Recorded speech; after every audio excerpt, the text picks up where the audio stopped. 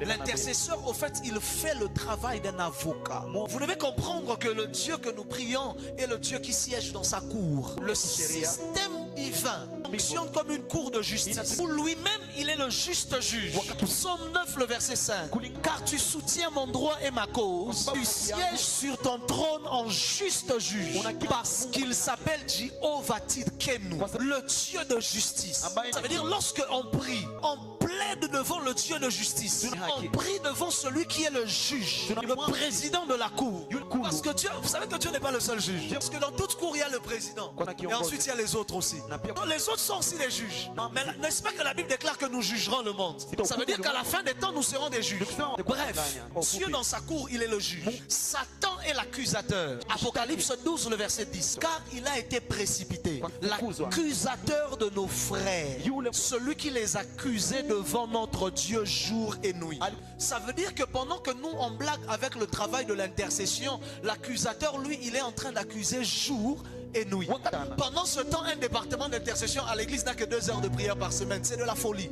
Il faut aussi que les intercesseurs viennent faire peser la balance pour que les voix de l'intercession soient plus fortes que les voix de l'accusation. Il faut que les voix de l'intercession soient plus fortes que les voix de l'accusation. On ne gagne pas un procès parce qu'on a raison. Tous ceux qui ont fait le droit sont avec moi. On ne gagne pas un procès parce que ce que nous on dit est vrai. On gagne un procès parce qu'on a été meilleur que l'autre partie. Ça veut dire je peux même défendre un criminel, mais tellement ma défense était solide. Mais c'est ce que Jésus a fait pour nous, non? On était vraiment coupables, mais sa défense était tellement solide. On ne gagne pas un procès devant le ciel aussi parce qu'on a raison.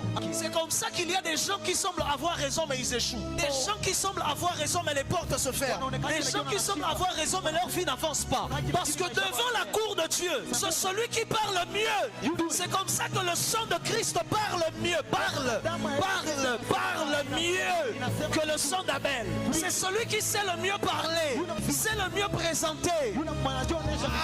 Ça veut dire qu'il y a des exaucements que tu ne reçois pas, non pas parce que tu as tort, mais parce que l'intercession à ta faveur n'a pas bien parlé. Comme Moïse prie pour Israël, est-ce que Dieu a tort? Dieu a raison. Mais Moïse a tellement bien parlé. Il a présenté à Dieu 2 raisons majeures. Il a dit numéro 1, si tu les tues, efface-moi de ton livre. Dieu dit je ne veux pas accepter. Il dit numéro 2, si tu les tues, les Égyptiens diront que tu n'avais pas le pouvoir de les emmener à Canaan. C'est comme ça que tu les as tués dans le désert. Dieu a dit qui? Quoi? Ça veut dire, regarde, constatez que dans tout ça, il n'a même pas dit non, laisse-les, s'il te plaît, pense à eux. Parce que